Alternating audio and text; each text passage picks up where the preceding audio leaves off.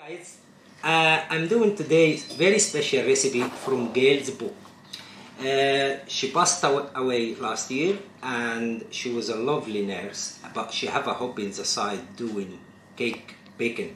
The book is really lovely and I picked Black Forest Gateau from inside. I'm gonna do it for you today. By the way, the book's selling online by Corner Frigi Company if you wanna buy it, and the money being raised for her charity, which is the back of the book. Very easy. Alright, we're gonna start with 4 eggs. Okay. You can get a medium eggs, you can get a large eggs. Really, I do medium eggs. Don't go for large, don't go for medium. And it's 4 eggs like what we say, and is 100-gram sugar. What you need to do is this, just by hand like that. Don't worry if you make a bit of mess. And you need to go with this one until really light. Really light. That's when you go self-raising flour, which I like to sift my flour. Okay? And when that is done, that is about 75 gram. And when is that, you go also with cocoa powder. Once that is done, make sure, see what happens with the cocoa powder, you get that bits, that's why you need to sift it really. And is half a teaspoon of baking powder. I like got that one already marked, so just you need to get this one, make sure don't put much. And when it's all of this done, oh, forget something here. I like to put some vanilla. I know it's not saying in the recipe vanilla essence, but I like to give a little bit of vanilla essence just to give a really nice taste. And with the spoon, just wind it up in, and you do the small cake tin. I know right in the recipe you get 2 tin sandwich tin, because some people doesn't like to cut the cake after the cake being done. I like to do the cake in one and I cut it. But if you don't like to cut the cake, basically you make 2 and you put it in the top of each other. But I like to cut it and get in the middle. And you see? Now blend it all in. Nice. And I got small cake tin. Just align it up. Little bit of butter. When you put the butter, you put it up to be the cake left up. So the mix being done, you can see, nice and light. The cake tin here. Well, what I'm gonna do, I just go this one. I use that plastic spoon because you can get every bit. See?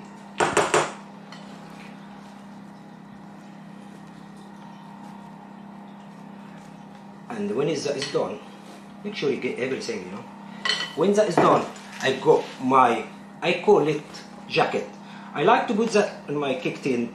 What happens that is balances the cake and doesn't come really high and it keeps it moist. So what happens, just to make it big, you put it here, you wet it before you put it here, and that's me done.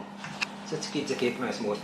180 degrees, about 20 to 25 minutes. You got the peppers, the wooden stick, just to check it, see how it goes. Okay, the cake just come out of the oven. Open the cake and like what you see, comes out easy. All what you need to do, like what you see here, I took that first, and that will come out like what you see, and you leave it rested here for 10-15 minutes until cool down totally before you start to do anything. See, you can still steaming. Okay.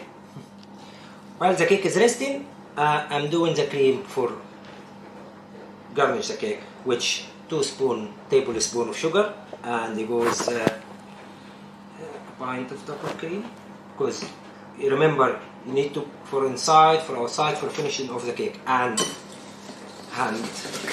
I like to do the cream by hand, not electric one, because trust me, this is different, and you can control the thickness. You just keep doing that for a while. You can see the cream now getting along, you can see. And okay, the cake is coming out. I'm gonna use the same base I cooked the cake for putting under the cake. What I need to do, just go easy, just to take that top off. By the way, that one you can use it to crumble after for garnish the cake.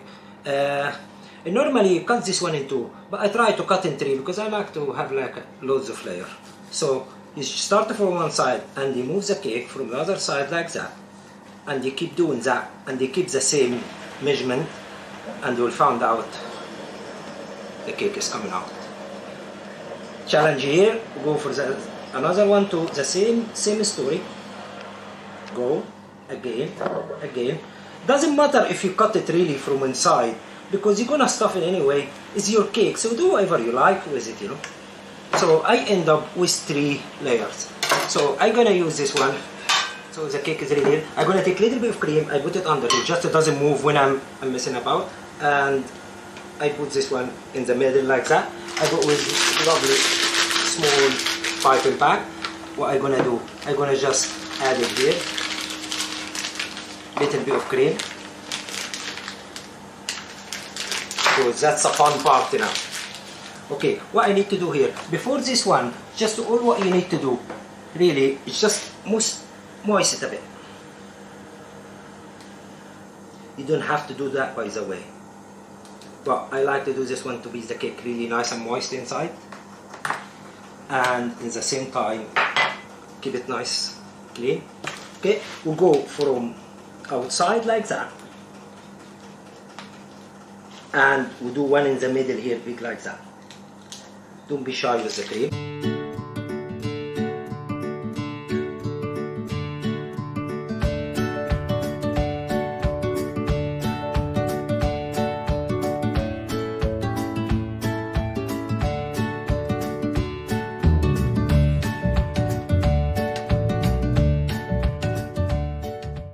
Start to straight away from here.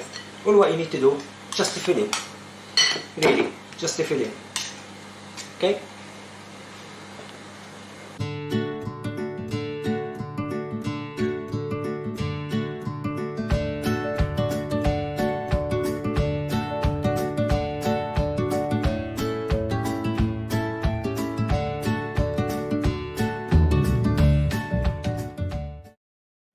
Okay, now I got some chocolate, grated chocolate here, just to do the side.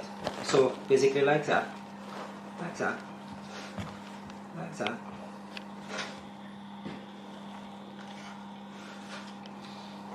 You have to have a cold hand for that, by the way. If you have a hot hand or warm hand, chocolate will be all melt in your hand. So that part is done now. So what we need to do, we just do, even if rosette or something in the middle like that, because I'm gonna start to put any decoration. By the way, I got some left over from Easter, some eggs, broken eggs and stuff like that. I got some strawberry, some raspberry. You can do whatever you like. This is up to you, whatever you like to eat. And I just all what I need to do